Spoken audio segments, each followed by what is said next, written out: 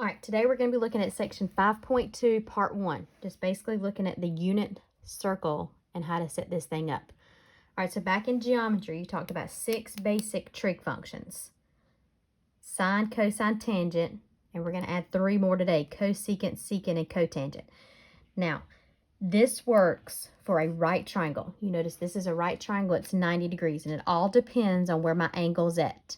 So we're going to let this right here, this is called alpha. It looks like a little fish. We're going to let this be this upper angle right here. So there's alpha. All right, back in geometry, you dealt with this, SOHCAHTOA. So sine is the first 3 letters, S-O-H. So sine represents O, opposite, over H, hypotenuse. So there's O over H. Sine is opposite over hypotenuse. So based on this triangle, if this is alpha, opposite is the leg that's across from it. So this is opposite. And hypotenuse is always across from my right angle. So there's my hypotenuse. All right, next one we got is cosine. Cosine are the next 3 letters, C-A-H. A stands for adjacent, which means right beside it, close to it.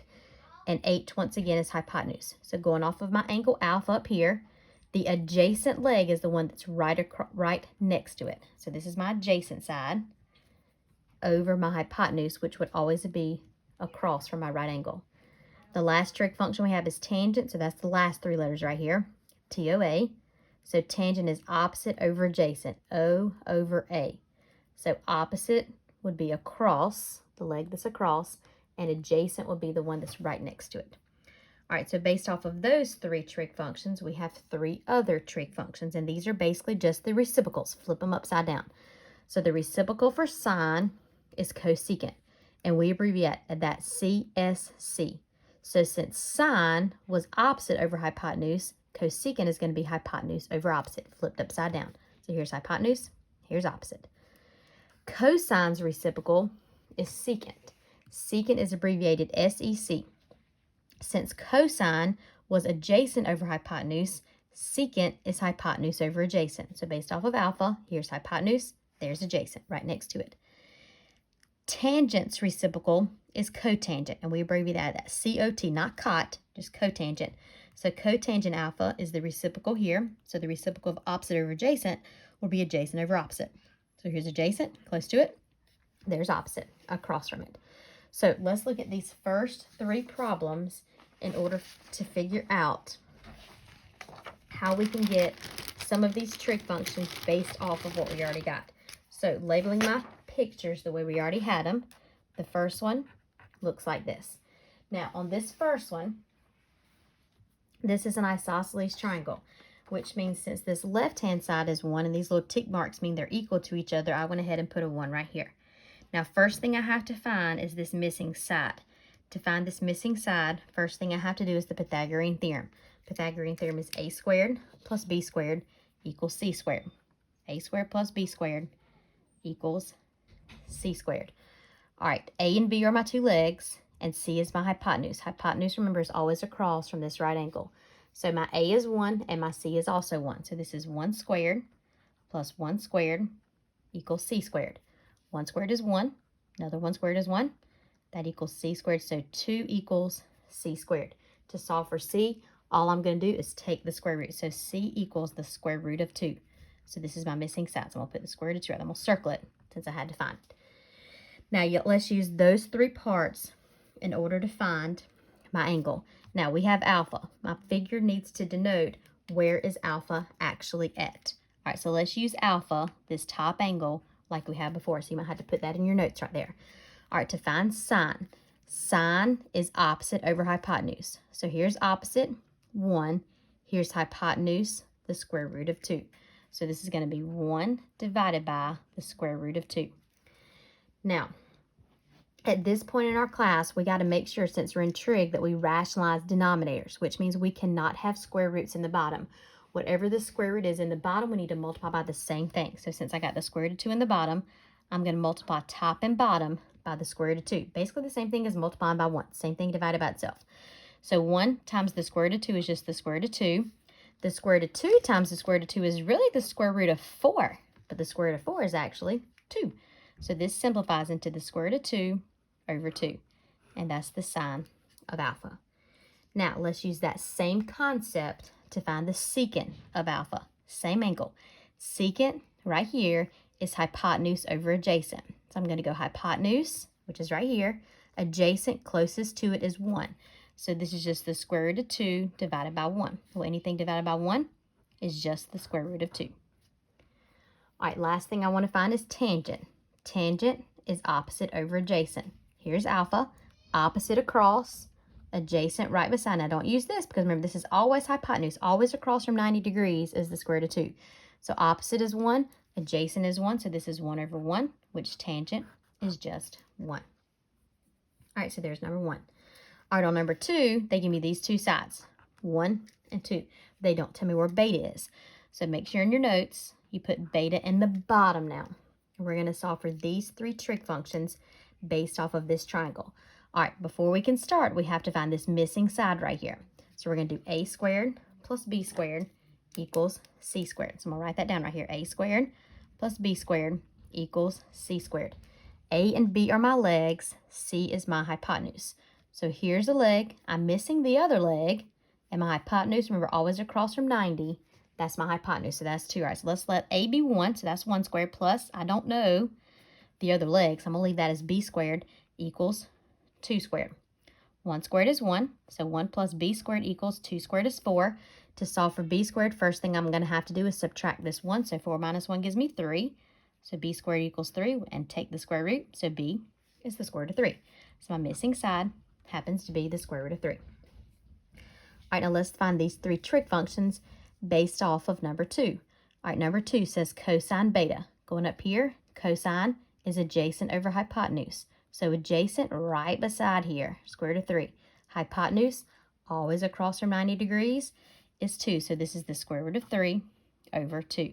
I don't have a root in the bottom, so it does not need to be simplified. Cosecant. Cosecant's reciprocal is sine. So going up here, cosecant is hypotenuse over opposite. All right, so looking at this, we got hypotenuse here. Opposite across from it is 1, so that's 2 divided by 1. 2 divided by 1 simplifies to just give me 2. Next one we got is cotangent. Cotangent's reciprocal is tangent. So cotangent is adjacent over opposite. So looking at beta, here's adjacent right beside here. Here's opposite, 1. So this is the square root of 3 over 1, which is basically just the square root of 3. And there's number 2. All right, going with number 3, we've got this side being 3, this side being 5, and we want alpha. Let's put alpha in this top corner. So you might need to put that on your notes right there in order to represent that being alpha. All right, next thing we have to do is find this missing side right here. So we've got A, we don't know B, and we know C. So A squared plus b squared equals c squared. A in this problem is 3, so 3 squared plus, we don't know b squared equals c, 5 squared. 3 squared is 9, so 9 plus b squared equals 25. Next thing I'm going to do is subtract, so 25 minus 9 gives me 16, so b squared equals 16, which means b here equals 4. That's what I solved for. All right, since all these are integers, this should be a little bit easy here. Sine, going back up here, sine is opposite over hypotenuse. So here's alpha. Opposite across, hypotenuse always across from 90, so that's 3/5. No need to rationalize here. All right, next thing we got is cosine. Cosine right here is adjacent over hypotenuse. Here's alpha, adjacent, closest leg is 4. Hypotenuse across from 90 degrees is 5, so this is 4/5. Next one is cosecant. Cosecant is sine's reciprocal. So this is hypotenuse over opposite. So here's alpha. Here's hypotenuse. Across from alpha is 3. So that's 5/3. Now, it should not surprise you that sine and cosecant are reciprocals of each other. So these two things right here just got flipped upside down. All right, cotangent. Cotangent is adjacent over opposite. So adjacent right beside here. Opposite right across from it. So that would be 4/3 for cotangent. So that's just simple geometry right there, using our 3 basic trig functions and then adding 3 more, which basically finds the reciprocal of those functions. All right, next thing. Big thing in this section right here is using this unit circle right here. So if you're flipping through your notes, the next thing you're going to notice is this unit circle right here. So this is where we're getting to. All All right, so if I'm giving a point on the unit circle, which is what we're going to focus on in this section, this is how it's represented. The x coordinate, x comma y, is going to be cosine. The y coordinate is going to be sine. So if I have these two, I can find everything else. Remember we said cosine's reciprocal was secant. Cosine's reciprocal was secant. So if cosine is x, if I flip it upside down, it's going to be 1 divided by x. Sine represents y on my unit circle. Sine's reciprocal is cosecant. Sine's reciprocal is cosecant. So if sine is y, then cosecant is the reciprocal 1 over y. Now, just basing off these two things right here, cosine and sine, the easiest way to remember this on the unit circle, x comes before y. Well, this is cosine, then sine. Cosine comes before sine in the alphabet. You could also remember cosine. Cosine comes first. Now, for tangent, it's a little bit different. Now, make sure you fix this in your notes because this right here is wrong. So tangent right here should actually be y divided by x. So change that in your notes right here. So you take the y coordinate and divide it by the x coordinate. Now, since tangent and cotangent are reciprocal functions, if I flip y divided by x, then this right here needs to flip and be x divided by y. So make sure you change those two things right there because those are wrong within our notes. Now, we're going to use this right here to answer questions 1 through 10, and this should be very simple. You're just looking at the unit circle in order to find solutions to it. Now, in your notes, you have a big unit circle. You also have a big unit circle on your reference sheet if you want to use that as well, because in this a little bit, we're going to take this thing and we're actually going to construct it from scratch to make sure you kind of get used to using a unit circle involved within this. I'm going to put this right here so we can see this as we're solving problems and kind of point to it as we go right here. All right, so this first one, number 1, is sine. The sine of pi over 4. Now, this is radians. Remember, we've already talked about radians right here. So, first thing I notice is I notice sine. Well, sine is the y coordinate. So, I'm going to go 2 pi over 4, and I'm going to find the y coordinate. So, if you look on your unit circle, here's pi over 4 right here, which is 45 degrees. So, I'm using this point right here that says the square root of 2 over 2, comma the square root of 2 over 2. This is your x, this is your y, so the sine of pi over 4 would be my y value. So the y value here is the square root of 2 over 2. So number 1, my answer is just the square root of 2 over 2. You're just using a unit circle in order to locate these within there. Number 2 is the cosine of 150. So I'm going to go to 150 on my unit circle, and I'm going to find the cosine. Remember, cosine is your x, so go to 150 and find your x. So 150 is sitting right here on my unit circle. We said we had cosine, so we want our x. Here's my x coordinate right here, negative square root of 3 over 2. So that's my solution. So that's sine and cosine. Now, let's look at cosecant. Now, remember what we said. Cosecant is sine's reciprocal. So if I want to find cosecant, I'm going to take 1 and divide it by y. So whatever y is, I'm going to flip it upside down. So we're going to go to 300. We're going to find y, and we're going to flip it upside down. So 300 degrees is sitting right here. All right, remember we said find the y coordinate. Here's the y coordinate, negative square root of 3 over 2. But since it's cosecant, we got to flip y. So we're going to flip this upside down and put the 2 on top and the square root of 3 on the bottom. Negative sign's going to stay on the top. So this is negative 2 over the square root of 3.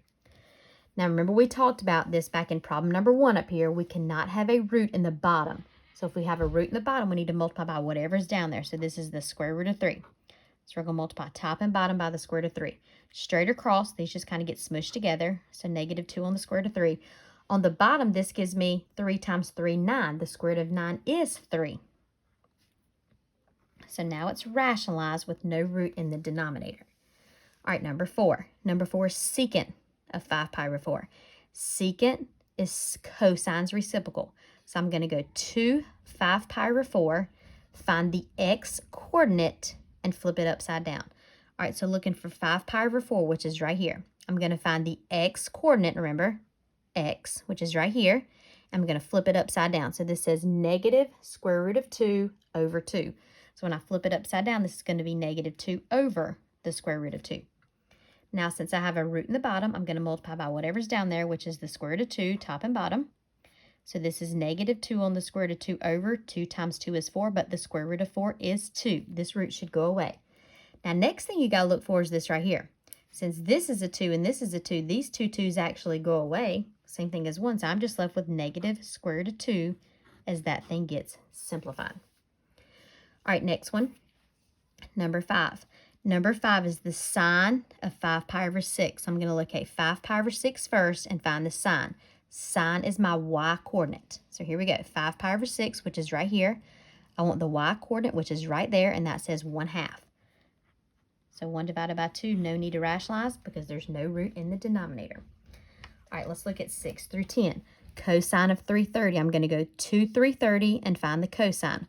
Remember, cosine was my x. All right, so here's 330. I'm going to go to my x, which is the square root of 3 over 2. No need to rationalize because there's no root in the denominator of that fraction. All right, next one we got is cosecant of 2 pi. Cosecant is sine's reciprocal. So I'm going to go to 2 pi, find y, and flip it upside down. 2 pi is the same thing as 360 degrees, all the way back around 360, same thing as 2 pi. If you're looking at your big unit circle, you're going to see 2 pi on there as well, as also as 360. All right, so remember we said cosecant. Cosecant was 1 over y, so I'm going to find y and flip it upside down. All right, so here's y 0. If I flip 0, let's look at 0 first. If I flip 0, that's originally 0 over 1. If I flip this thing upside down, that's going to be 1 divided by 0. But I got a problem here. You cannot divide by 0, so you can't have 0 in the denominator of a fraction. So if you have that, this one right here does not exist. So you could get solutions out that do not exist on this unit circle. All right, next one. We're going to go to 240. So 240 is right here. And we're going to find the secant. All right, remember, secant goes with sine. So I'm going to find x and flip it upside down. So here's 240. I'm going to find x, which is negative 1/2, and flip that upside down. So if I take negative 1/2 and flip it upside down, that's going to be negative 2 over 1. Negative 2 over 1 is just negative 2. All right, a little bit harder now. Tangent. Tangent of 4 pi over 3. To find the tangent of 4 pi over 3, first thing I'm going to locate is 4 pi over 3, which is right here. Same one we were at before, which is 240. And I'm going to find tangent. Tangent is y over x. I'm going to take my y coordinate, negative square root of 3 over 2, and divide it by my x coordinate, which is negative 1/2. All right, so let's look at this. Negative square root of 3 over 2 divided by negative 1/2. Now, how do we divide fractions? To divide fractions, we multiply by the reciprocal. So I'm going to take negative square root of 3 over 2, keep the top the same, and multiply by this reciprocal. So this one's flipping upside down. So that's negative 2 over 1. All right, notice here, since I have a 2 in the top and the 2 in the bottom, these two 2's go away, and these two negative signs also go away because a negative times a negative is a positive. So I'm going to multiply straight across. I get the square root of 3 here. I get 1 on the bottom, so that's just going to be the square root of 3. All right, last one. 135, and I'm finding the cotangent of 135. Here's 135. Cotangent is x over y, so I'm going to take my x and divide it by my y. Now, this one's great because you've got your x and your y basically being the same thing. Same thing divided by itself gives you 1, but here it's going to be a little bit different since we have 1 being negative. So let's take our x, which is negative square root of 2 over 2, divide it by our y, which is positive square root of 2 over 2. You could notice here it's the same thing divided by itself. One's positive, one's negative, so a negative divided by a positive is a negative, or you can flip this thing upside down. So negative square root of 2 over 2 times 2 over the square root of 2 over 2. My 2's go away, my square root of 2's go away, and I'm left with negative 1 on top and 1 on the bottom. So this right here simplifies into negative 1. So this is how we use our unit circle in order to solve problems with my trig function. So basic idea of the unit circle: degrees, radians, and you have points, x comma y, x comma y, x comma y. The x is always my cosine, the y is always my sine. To find secant, I'm going to flip cosine. To find cosecant, I'm going to flip sine. To find tangent, I'm going to do y coordinate divided by x coordinate. And to find cotangent, you're going to do x coordinate divided by y coordinate. We're going to look at a little bit more of this when we get into making our table using the unit circle.